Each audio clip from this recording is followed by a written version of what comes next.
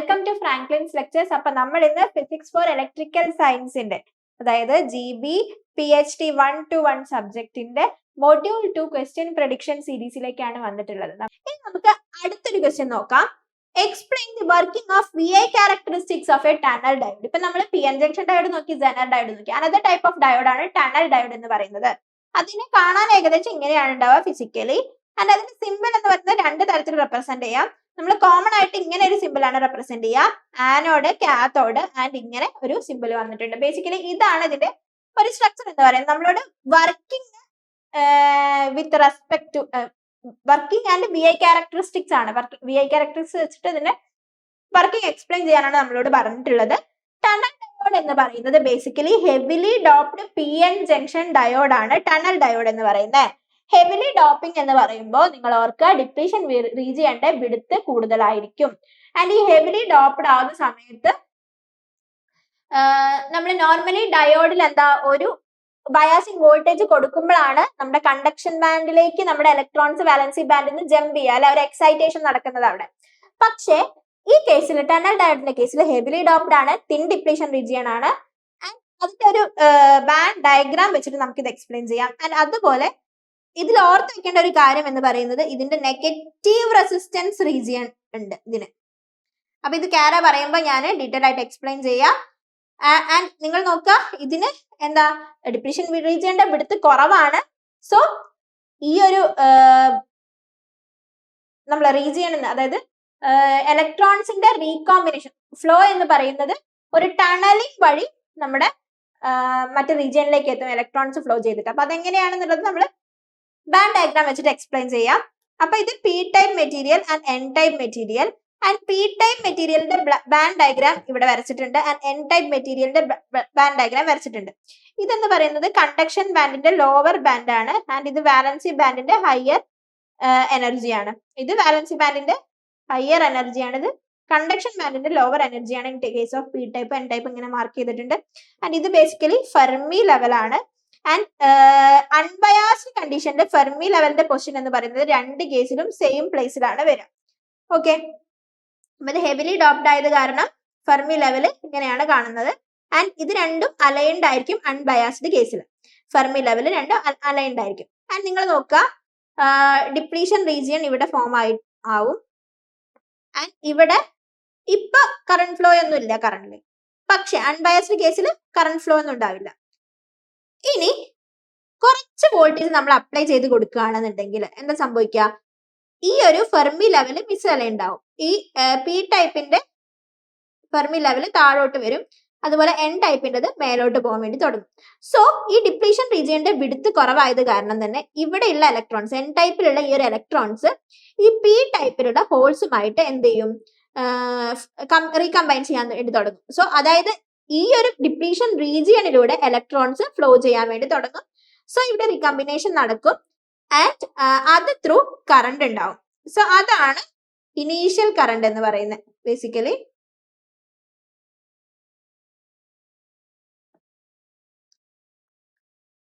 Initial കണ്ടീഷനിൽ കുറച്ച് current ഇങ്ങനെ ഫ്ലോ ചെയ്യാൻ തുടങ്ങും ഡ്യൂ ടു ഈ ഒരു ഫെർമി ലെവലിന്റെ പൊസിഷന്റെ മൂവ്മെന്റ് കാരണം. ഓക്കെ, ഇത് താഴോട്ടും ഇത് മേലോട്ടും വരികയാണ്. സോ ഇത് മിസ്അലൈൻഡ് ആവും. സോ ഈ ഡിപ്ലീഷൻ റീജിയൻ ത്രൂ ഇലക്ട്രോൺസ് ഇങ്ങോട്ട് ഫ്ലോ ചെയ്യും N ടൈപ്പിൽ നിന്നും P ടൈപ്പിലേക്ക്. സോ കുറച്ച് കറണ്ട് ഫ്ലോ ചെയ്യും. Okay, voltage external supply apply ചെയ്യുന്ന സമയത്താണ് കേട്ടോ ഇത്.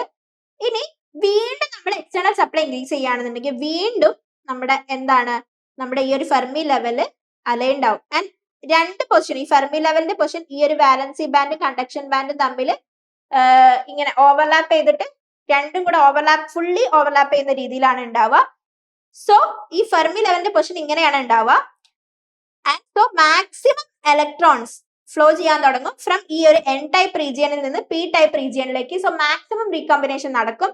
സോ നമ്മുടെ കറണ്ട് എങ്ങനെയാവും,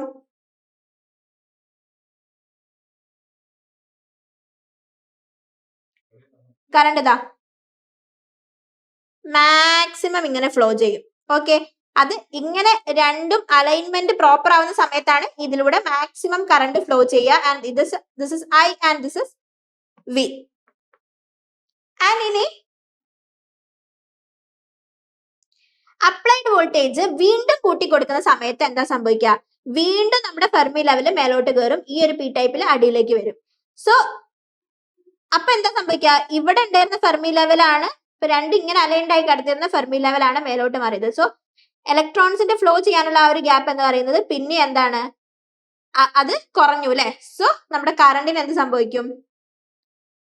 കറണ്ട് ഇങ്ങനെ വന്ന് മാക്സിമത്തിലെത്തിയ കറണ്ട് ഡിക്രീസ് ചെയ്യാൻ വേണ്ടി തുടങ്ങും. ഓക്കെ, ഡിക്രീസ് ചെയ്യാൻ വേണ്ടി തുടങ്ങും. പിന്നെയും നമ്മൾ വോൾട്ടേജ് ലാർജ്ലി കൂട്ടുന്ന സമയത്ത് എന്താ സംഭവിക്കാന്നറിയോ? നമ്മുടെ ഫെർമി ലെവൽ, അതായത് കണ്ടക്ഷൻ ബാൻഡും വാലൻസി ബാൻഡും മിസ്അലൈൻഡ് ആവും. ഓക്കെ, അലൈൻമെന്റ് മൊത്തത്തിൽ മാറും. ആൻഡ് ഇവിടെ ഒരു ഗ്യാപ്പ് ഉണ്ടാവില്ല, നമ്മുടെ ഇലക്ട്രോൺസിന് ഇങ്ങോട്ട് ഫ്ലോ ചെയ്യാനുള്ള ഒരു ഗ്യാപ്പ് നമ്മുടെ ഇലക്ട്രോൺസിന് ഉണ്ടാവില്ല. സോ നമ്മുടെ ഇതെങ്ങനെ വർക്ക് ചെയ്യാ? ആ സമയത്ത് ഇതുവരെ വന്നു, കറണ്ട് മിനിമത്തിലെത്തി, മാക്സിമം. ഇപ്പൊ ഇവിടെ എത്തിയപ്പോ ഇനി കറണ്ടിന് എന്താ ഡിക്രീസ് ചെയ്യാൻ വേണ്ടി, മീൻസ് കറണ്ടിന് ഫ്ലോ ചെയ്യാൻ വേണ്ടി പറ്റില്ല. പിന്നെ നമ്മളെ current normal P N junction diode പോലെ തന്നെ പിന്നെ കിട്ടുന്ന വോൾട്ടേജ് അനുസരിച്ചിട്ട് ഇങ്ങോട്ട് മാറിയിട്ട് ഈ ഒരു കണ്ടക്ഷൻ ബാൻഡിൽ എത്തിയിട്ട് പിന്നെ വാലൻസി ബാൻഡിനായിട്ട് റീകമ്പൈൻ ചെയ്യാണ് ചെയ്യുക, നോർമൽ പി എൻ ജംഗ്ഷൻ ഡയോഡിന്റെ വർക്കിംഗ്. സോ ആ ഒരു ഇതനുസരിച്ച് നോർമൽ പി എൻ ജംഗ്ഷൻ പോലെ തന്നെ കറണ്ട് വീണ്ടും ഇൻക്രീസ് ചെയ്യാൻ വേണ്ടി തുടങ്ങും. സോ അതാണ് ഇവിടെ നടക്കുന്നത്. ആൻഡ് ഇവിടെ ഈ ഗ്യാപ്പിലൂടെ നമ്മുടെ ഡിപ്ലീഷൻ റീജിയനെ ക്രോസ് ചെയ്തിട്ട് നമ്മുടെ ഇലക്ട്രോൺസ് ഇങ്ങനെ ഫ്ലോ ചെയ്യുന്ന ഈ ഒരു പ്രോസസ്സിനെ പറയുന്ന പേരാണ് ടണലിംഗ് എന്ന് പറയുന്നത്. ഓക്കെ, അപ്പൊ നോർമൽ പി എൻ ജംഗ്ഷൻ ഡയോഡിൽ നിന്നേക്കാളും ഫാസ്റ്റർ ആയിട്ടുള്ള ഒരു കറണ്ട് അവിടെ എവിടെ ഫോം ചെയ്യും? നമ്മുടെ ടണൽ ഡയോഡിൽ ഫോം ചെയ്യും. ആൻഡ് ടണലിംഗ് എന്താണെന്ന് നിങ്ങൾക്ക് മനസ്സിലായിട്ടുണ്ടാവും എന്ന് വിചാരിക്കുന്നു. സോ അതാണ് ഇവിടെ എക്സ്പ്ലെയിൻ ചെയ്തിട്ടുള്ളത്. If the voltage is largely increased, tunnelling current drops to zero. At this point, conduction band and valency band no longer overlap and tunnel diode operates as in same manner of the normal PN junction diode. Conduction ബാൻഡും valency ബാൻഡും overlap ആവാത്തൊരു സാഹചര്യം വരും voltage high voltage ആവുന്ന സമയത്ത്. അപ്പൊ എന്താ, normal P N junction ഡയോഡിൽ എങ്ങനെയാണോ കറണ്ട് ഫ്ലോ ചെയ്യുക അതുപോലെ തന്നെ ഇവിടെ കറണ്ട് ഫ്ലോ ചെയ്യാൻ വേണ്ടി തുടങ്ങും. അതാണ് നമ്മുടെ ബേസിക് ഒരു ഐഡിയ എന്ന് പറയുന്നത് ടണൽ ഡയോഡിന്റെ. അപ്പൊ നിങ്ങൾ എപ്പോഴും ഈ ടണൽ ഡയോഡ് എക്സ്പ്ലെയിൻ ചെയ്യുന്ന സമയത്ത് ഈ ഒരു ഫിഗർ വെച്ചിട്ട് എക്സ്പ്ലെയിൻ ചെയ്യാം. ആൻഡ് ഈ ക്യാരയില് ഈ ഒരു മാക്സിമം പോയിന്റ് എത്തിയിട്ട് ഈ കുറയുന്ന ഈ ഒരു നെഗറ്റീവ് റെസിസ്റ്റൻസ് റീജിയൻ വരുന്നുണ്ട് നമ്മുടെ ക്യാരയില്. ഓക്കെ, ഇതാണ് ടണലിംഗ് കറണ്ട് എന്ന് പറയുന്നത്. ഇതെത്തിക്കഴിഞ്ഞാൽ റിവേഴ്സ് കറണ്ട് ആണ് ഫ്ലോ ചെയ്യുന്നത്. ആൻഡ് ഇവിടെ എന്താ, നോർമൽ പി എൻ ജംഗ്ഷൻ ഡയോഡിന്റെ കറണ്ട് ആണ് പിന്നെ ഫ്ലോ ചെയ്യുന്നത്. ആൻഡ് ഇതിനെ നമ്മൾ പീക്ക് പോയിന്റ് എന്നാണ് പറയുന്നത്. ഫോർവേഡ് കറണ്ട്, ഇത് ഫോർവേഡ് ബയാസ് വോൾട്ടേജ്. ഓക്കെ, ഇത് ക്ലിയർ ആയിട്ടുണ്ടാവും എന്ന് വിചാരിക്കുന്നു. അപ്പൊ ഈ ഒരു ഫിഗർ ഒക്കെ വരച്ചത് നിങ്ങൾ ഡീറ്റെയിൽ ആയിട്ട് എക്സ്പ്ലെയിൻ ചെയ്യുക കേട്ടോ. സിമ്പിൾ അല്ലേ ഈ ഒരു ടണൽ ഡയോഡ്? ഇനി അടുത്തത് draw the BI characteristics of Zener and tunnel diode. നമ്മൾ ഓൾറെഡി എക്സ്പ്ലെയിൻ ചെയ്തതാ സെനർ ഡയോഡിന്റെ. ടണൽ ഡയോഡിന്റെ നമ്മൾ എക്സ്പ്ലെയിൻ ചെയ്തതാണ്. ഓക്കെ, ഇത് രണ്ടും വരച്ച് എക്സ്പ്ലെയിൻ ചെയ്യാണ് വേണ്ടത്. ഇനി അടുത്തത് with a neat labelled diagram construction and working of semiconductor laser. ലേസറിന്റെ വർക്കിംഗ് പറയുന്നതിന് മുന്നേ എനിക്ക് നിങ്ങളോട് ഒരു കാര്യം പറഞ്ഞു തരാനുണ്ട്. എന്താണ് direct band gap and indirect band gap semiconductors എന്നുള്ളത്? അതായത് ഡയറക്റ്റ് ബാൻഡ് ഗ്യാപ്പ് സെമി കണ്ടക്ടേഴ്സിൽ നിങ്ങൾ സെമി കണ്ടക്ടേഴ്സ് പഠിക്കുന്ന സമയത്ത് ഫിസിക്സിലൊക്കെ പഠിച്ചിട്ടുണ്ടാവും ഡയറക്റ്റ് ബാൻഡ് ഗ്യാപ്പും ഇൻഡയറക്റ്റ് ബാൻഡ് ഗ്യാപ്പും. അതായത് നമ്മൾ വാലൻസി ബാൻഡിൽ നിന്ന് ഒരു വോൾട്ടേജ് കൊടുക്കുന്ന, അതായത് വാലൻസി ന്യൂട്രൽ ആയിട്ട് നിൽക്കുന്ന നമ്മുടെ സെമി കണ്ടക്ടറിലേക്ക് ഒരു വോൾട്ടേജ് അപ്ലൈ ചെയ്യുന്ന സമയത്ത് വാലൻസി ബാൻഡിലുള്ള ഇലക്ട്രോൺസ് കണ്ടക്ഷൻ ബാൻഡിലേക്ക് ജമ്പ് ചെയ്യും അല്ലെ. ഇത് direct band gap semi conductors ആണെന്നുണ്ടെങ്കിൽ ഒരു ഇന്റർമീഡിയറ്റ് ലെവൽ ഉണ്ടാവില്ല, ഡയറക്റ്റ് ആയിട്ട് കണ്ടക്ഷൻ ബാൻഡിലേക്ക് ജമ്പ് ചെയ്യും. എന്നിട്ട് ഇതിന്റെ എനർജി ലോസ് ചെയ്യുന്ന സമയത്ത് അത് വീണ്ടും തിരിച്ച് വാലൻസി ബാൻഡിലേക്ക് തന്നെ മൂവ് ചെയ്യും. ഓക്കെ, അപ്പൊ ഇത് ഡയറക്റ്റ് ആയിട്ട് കണ്ടക്ഷൻ ബാൻഡിലേക്കും വാലൻസി ബാൻഡിലേക്കും ഡയറക്റ്റ് ആയിട്ട് ഒരു മൂവ്മെന്റ് ആണ് നടക്കുന്നത്.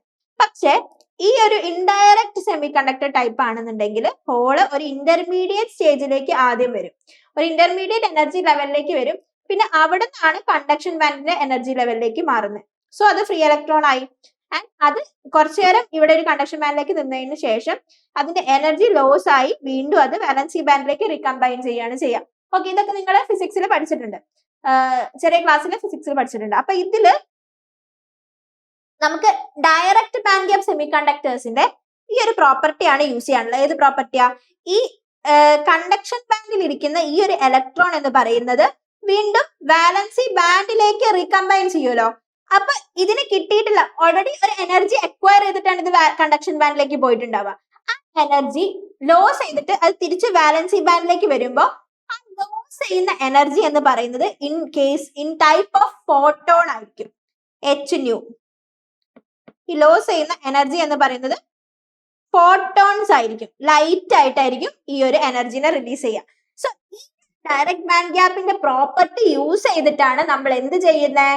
ഡയറക്റ്റ് ബാൻഡ് ഗ്യാപ്പിന്റെ ഈ ഒരു പ്രോപ്പർട്ടി യൂസ് ചെയ്തിട്ടാണ് നമ്മൾ ലേസർ, LED പോലുള്ള സെമി കണ്ടക്ടർ ഡിവൈസസിനെ ഡിസൈൻ ചെയ്യുന്നത്. ഓക്കെ, അത് ക്ലിയർ ആയോ? സോ ഈ ഒരു ഫോട്ടോൺസ് ജനറേറ്റ് ആവും എങ്ങനെ?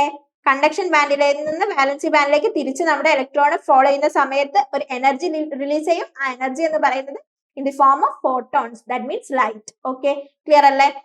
അപ്പൊ ഈ ഒരു കോൺസെപ്റ്റ് നിങ്ങളെ മനസ്സിലുണ്ടാവുക. ആൻഡ് അതുപോലെ വേറൊരു കോൺസെപ്റ്റും കൂടെ എന്താണ് ലേസർ എന്ന് പഠിക്കുന്നതിന് മുന്നേ PN ജംഗ്ഷൻ എന്ന് പറയുന്നത് ഹെവിലി ഡോപ്ഡ് ആയിരിക്കണം. സോ ഡിപ്ലീഷൻ റീജിയന്റെ വിഡ്ത്ത് എന്ന് പറയുന്നത് അവിടെ എന്തായിരിക്കും? ഹെവിലി ഡോപ്ഡ് ആണെങ്കിൽ കുറവായിരിക്കും. അപ്പൊ ഈ രണ്ട് കോൺസെപ്റ്റും മനസ്സിലുണ്ടാവുക. വെച്ചിട്ടാണ് നമ്മൾ ഇത് എക്സ്പ്ലെയിൻ ചെയ്യുക. ഇതെന്ന് പറയുന്നത് നമ്മുടെ ലേസർ ഡയോഡിന്റെ സിമ്പൽ ആണ്. ഇത് ഡയോഡിന്റെ നോർമൽ സിമ്പൽ പോലെ തന്നെയാണ് വരിക. ഇങ്ങനെ ലൈൻ കൊടുത്തിട്ടുണ്ട്. ആൻഡ് അതുപോലെ തന്നെ എന്താ ഇത് ലേസർ എന്ന് പറയുന്നത് ഫോട്ടോൺസിനെ, അതായത് ലൈറ്റിനെ പ്രൊഡ്യൂസ് ചെയ്യുന്നതാണ് അല്ലെ. സോ നമുക്ക് ആരോ മാർക്ക് ലൈറ്റിനെ എമിറ്റ് ചെയ്യുന്നു എന്നുള്ള രീതിയിൽ ആരോ മാർക്ക് പുറത്തേക്ക് മാർക്ക് ചെയ്യാം. ഓക്കെ, അപ്പൊ ഇതാണ് ബേസിക്കലി ഒരു PN ജംഗ്ഷൻ ഡയോഡ് എന്ന് പറയുന്നത്.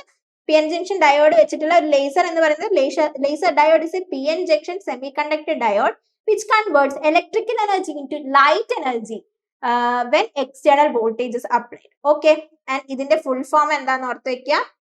Light amplification by stimulated emission of radiation. ഇതാണ് ലേസറിന്റെ ഫുൾ ഫോം എന്ന് പറയുന്നത്.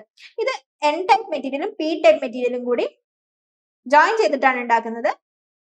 അതിന്റെ ഇടയിൽ ഒരു റീജിയൻ ഉണ്ട്, ഇൻട്രിൻസിക് ആക്റ്റീവ് റീജിയൻ എന്ന് പറയുന്നത്.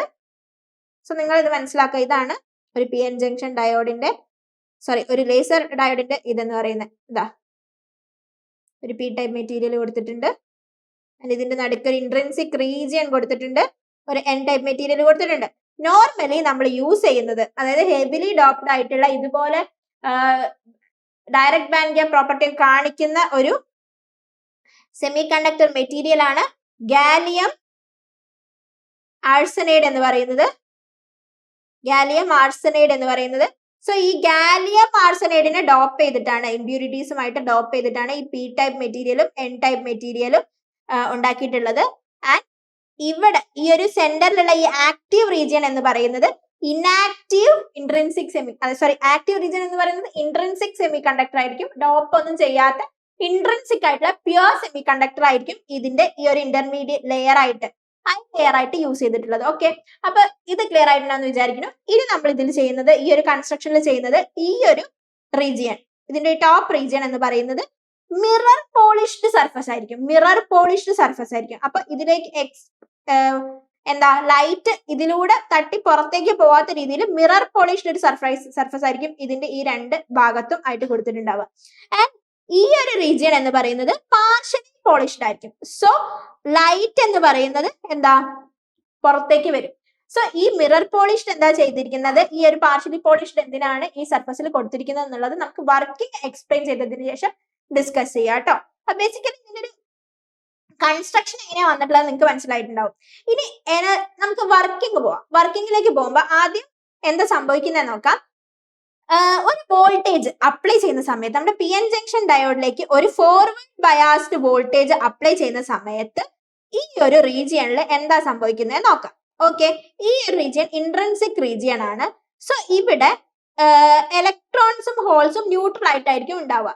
സോ അത്തരത്തിലുള്ള ഇലക്ട്രോൺസും ഹോൾസും ഒരുമിച്ചുള്ള ഈ ഒരു കണ്ടീഷനിൽ നിന്നും ഈ ഒരു വാലൻസി ബാൻഡ്, ഇത് വാലൻസി ബാൻഡും ഇത് കണ്ടക്ഷൻ ബാൻഡും ആണ്. ഇത് വാലൻസി ബാൻഡും ഇത് കണ്ടക്ഷൻ ബാൻഡും ആണ്. എനർജി ഡയഗ്രാം അല്ലേ? സോ EC EV എന്ന് മാർക്ക്. ഇത് EV, ഇത് EC. ഓക്കെ, അപ്പൊ ഈ ഒരു എനർജിയിൽ നിന്ന്, ഈ ഒരു കണ്ടക്ഷൻ ബാൻഡിൽ നിന്ന് നമുക്ക് എന്താണ് ഒരു എക്സ്റ്റേണൽ വോൾട്ടേജ് സപ്ലൈ കിട്ടുന്ന സമയത്ത് ഇത് ഇലക്ട്രോൺ ഹോൾ പെയർ ആയിട്ട് മാറും. ഇവിടെ ഇലക്ട്രോണും ഹോൾ, ബേസിക്കലി ഇലക്ട്രോൺ എന്ന് പറയുന്നത് ഒരു ഹോളിന്റെ അകത്തുണ്ടാവും. ആൻഡ് ഒരു എനർജി കിട്ടുന്ന സമയത്ത് ഈ ഇലക്ട്രോൺ എന്ന് പറയുന്നത് എക്സൈറ്റഡ് ആവും. അപ്പൊ ഇവിടെ ഹോൾ, ഒരു വേക്കൻസി ഉണ്ടാവും. അതാണ് ബേസിക്കലി ഹോൾ എന്ന് പറയുന്നത്. സോ ഇലക്ട്രോൺ ഒരു എനർജി കിട്ടുന്ന സമയത്ത് ഈ ഹോളിൽ നിന്ന് ഈ ഇലക്ട്രോൺ വിട്ടു പോന്നിട്ടുണ്ടെന്നുണ്ടെങ്കിൽ ഇവിടെ ഒരു ഇലക്ട്രോൺ ഹോൾ പെയർ ഉണ്ടായില്ലേ? സോ അങ്ങനെ ഒരു ഇലക്ട്രോൺ ഹോൾ പെയർ ഇവിടെ ജനറേറ്റ് ആവും. Okay, when an external voltage is applied in the p-n junction, electrons absorb some energy and get excited to the energy level from a lower energy level. ഇതൊരു lower energy ലെവലിൽ നിന്ന് അതിന്റെ higher energy ലെവലിലേക്ക് ഒരു excitation നമ്മുടെ എന്തിനുണ്ടാവും? ഇലക്ട്രോൺസിന് ഉണ്ടാവും. അപ്പൊ പിന്നെ ഈ ഒരു ഇലക്ട്രോൺ എന്ന് പറയുന്നത് ഇവിടെ കൂടുതൽ നേരം നിൽക്കുവോ? ഇല്ല.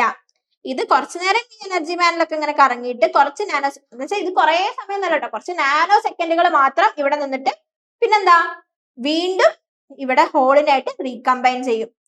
ഓക്കെ, ആൻഡ് ഈ ഒരു എനർജി അബ്സോർബ് ചെയ്തിട്ട് ഇലക്ട്രോൺ ഹയർ എനർജി സ്റ്റേറ്റിലേക്ക് മാറുന്ന ഈ ഒരു പ്രോസസ്സിന് എനർജി അബ്സോർപ്ഷൻ എന്നാണ് പറയുന്നത്. ഓക്കെ, എനർജി അബ്സോർപ്ഷൻ നടക്കുന്നത് തിരിച്ച് നമ്മുടെ ഇലക്ട്രോൺ വീണ്ടും ഇവിടേക്ക് വരുന്ന ഈ ഒരു പ്രോസസ്സാണ്. അതിനാണ് നമ്മൾ സ്പോണ്ടേനിയസ് എമിഷൻ എന്ന് പറയുന്നത്. സോ കുറച്ചു നേരം നമ്മൾ ആ ഒരു ഹയർ എനർജി ബാൻഡിൽ നമ്മുടെ ഇലക്ട്രോൺ നിന്നതിന് ശേഷം വീണ്ടും എന്താ ലോവർ എനർജി ബാൻഡിലേക്ക് പോകും. അപ്പൊ കുറച്ച് എനർജി നഷ്ടപ്പെടുത്തണം അല്ലെ? ആ നഷ്ടപ്പെടുത്തിയ എനർജിയാണ് hν എന്ന് പറയുന്നത് in the form of photons. Okay, in the form of photons. അപ്പൊ ഇവിടെ ഈ ഒരു സ്റ്റെപ്പിലൂടെ എന്താ ഉണ്ടായത്? ഫോട്ടോൺ ഉണ്ടായില്ലേ? After electrons get excited and recombine with the holes again travel to the energy lower energy level. While travelling energy to lower energy they emit photon in the form of electromagnetic wave. And energy of the photon is difference between the higher energy level and the lower energy level. ഈ ഒരു higher energy ലെവലും ഈ ഒരു lower energy തമ്മിലുള്ള difference ആണ് E2 minus E1 ആണ്. E2 minus E1 ആണ് നമ്മുടെ hν ഫോട്ടോണിന്റെ എനർജിന്റെ ഇതെന്ന് പറയുന്നത്, എനർജി എന്ന് പറയുന്നത്. ഓക്കെ, അപ്പൊ ഇതാണ് ബേസിക്കലി ഇവിടെ നടക്കുന്നത്. സോ ഈ ഒരു പ്രോസസ്സിന് പറയുന്ന പേരാണ് സ്പോണ്ടേനിയസ് എമിഷൻ എന്ന് പറയുന്നത്. ലൈറ്റ് ഉണ്ടായി. ഇനി ഇത് ഈ ലൈറ്റ് എങ്ങനെയായിരിക്കണം? നമ്മുടെ ലേസറിന്റെ കേസിൽ മോണോക്രോമാറ്റിക് ആയിരിക്കണം, കൊഹിറന്റ് ആയിരിക്കണം അല്ലെ? അത്രയും ഷാർപ്പ് ആയിട്ടുള്ള ലൈറ്റ് ആണല്ലോ ലേസർ പ്രൊഡ്യൂസ് ചെയ്യുക. സോ അതിന് വേണ്ടിയിട്ടാണ് നമ്മൾ നേരത്തെ പറഞ്ഞത് ആ ഒരു പി ടൈപ്പ് റീജിയന്റെ അടിയിലും മേലെയും മിറർ പോളിഷ്ഡ് സർഫസ് കൊടുക്കാനുള്ള കാരണം. സോ അങ്ങനെ അടിയിലും മേലെയും മിറർ പോളിഷ്ഡ് സർഫസ് കൊടുക്കുമ്പോൾ എന്താ ഉണ്ടാവുക വെച്ചാൽ നമ്മൾ ജനറേറ്റ് ചെയ്ത ആ ഫോട്ടോൺസ് എന്ന് പറയുന്നത് നമ്മുടെ ഇൻട്രിൻസിക് റീജിയനിൽ ട്രാപ്പ് ആയി പോകും. സോ അത് ഇൻട്രിൻസിക് റീജിയനിൽ അങ്ങോട്ടും ഇങ്ങോട്ടും മൂവ് ചെയ്ത് കറക്റ്റ് ഫോക്കസിങ് പാത്തിലൂടെ നമ്മുടെ എന്താ ലൈറ്റ്ലി പാർഷ്യലി നമ്മൾ മിറർ ചെയ്തിട്ടില്ല, പോളിഷ് ചെയ്തിട്ടുള്ള ആ സർഫസിലൂടെ പുറത്തേക്ക് വരും. സോ അത്തരത്തിൽ പുറത്തേക്ക് വരുന്ന ഫോട്ടോൺസിന്റെ പ്രോപ്പർട്ടി എന്ന് പറയുന്നത് മോണോക്രോമാറ്റിക് ആയിരിക്കും, കൊഹിറന്റ് ആയിരിക്കും. അപ്പൊ അതാണ് ഇവിടെ പറയുന്നത്. As we need more coherent photons, reflecting mirrors are used at the either end of the p-n junction diode. So photons get trapped inside the junction and simulates an excited electrons to recombine with the holes before recombination time, and thus more photons are emitted. അപ്പൊ നമ്മൾ കൂടുതൽ voltage ഇങ്ങനെ കൊടുക്കുന്നതിനനുസരിച്ച് more electron hole pairs generate ചെയ്യും. അതിന്റെ തിരിച്ചുള്ള എക്സൈറ്റേഷനും റീകോമ്പിനേഷനും മൂലം എന്താണ് മോർ ഫോട്ടോൺസ് ജനറേറ്റ് ചെയ്യും. ഈ ഫോട്ടോൺസ് എല്ലാം കൂടെ നമ്മുടെ ഇൻട്രിൻസിക് ലെയറിൽ കടന്നിട്ട് എന്താവും? ട്രാപ്പ് ആയിട്ട് ഏതിലൂടെ പുറത്തു വരാനുള്ള ചാൻസ് ഉണ്ടാവുള്ളൂ? നമ്മുടെ പാർഷ്യലി പോളിഷ്ഡ് ആയിട്ടുള്ള ഇൻട്രിൻസിക് റീജിയനിലൂടെ മാത്രമേ പുറത്തു വരാനുള്ള ചാൻസ് ഉണ്ടാവുള്ളൂ. സോ ആ ഒരു ലൈറ്റ് എന്ന് പറയുന്നത് എങ്ങനെയായിരിക്കും? ബ്രൈറ്റ് മോണോക്രോമാറ്റിക് കൊഹിറന്റ് ലൈറ്റ് ആയിട്ടായിരിക്കും പുറത്തു വരിക. ഇതാണ് ഒരു ബേസിക് ഐഡിയ എന്ന് പറയുന്നത്. ഇത് വീണ്ടും കൊടുത്തു എന്നേ ഉള്ളൂ. E2 E1 and emitted photon ആണിത്. ഇത് വീണ്ടും ഇതിലേക്ക് വരുമ്പോൾ ഒരു കൊഹിറന്റ് മോണോക്രോമാറ്റിക് ലൈറ്റ് പ്രൊഡ്യൂസ് ചെയ്യും. ഓക്കെ, ഇതാണ് സ്റ്റിമുലേറ്റഡ് എമിഷനിൽ നടക്കുന്നത്. അപ്പൊ ഈ പ്രോസസ് ഒക്കെ ക്ലിയർ ആയല്ലോ. അപ്പൊ ഇത് എങ്ങനെയാണെന്ന് മനസ്സിലായിട്ടുണ്ടെന്നുണ്ടെങ്കിൽ നമ്മുടെ എന്തിന്റെ വർക്കിംഗ് മനസ്സിലായി? നമ്മുടെ ലേസറിന്റെ വർക്കിംഗ് മനസ്സിലായി. ഇനി ലേസറിന്റെ വർക്കിംഗ് മനസ്സിലായിട്ടുണ്ടെങ്കിൽ നിങ്ങൾക്ക് LED വർക്കിംഗും സിമ്പിൾ ആയിട്ട് മനസ്സിലാക്കാം കേട്ടോ. അപ്പൊ ഇത്രയൊക്കെയാണ് നമുക്ക് പഠിക്കാനുള്ളത്. അപ്പൊ എല്ലാവരും നന്നായിട്ട് പഠിക്കുക. Best wishes. Thank you and bye bye.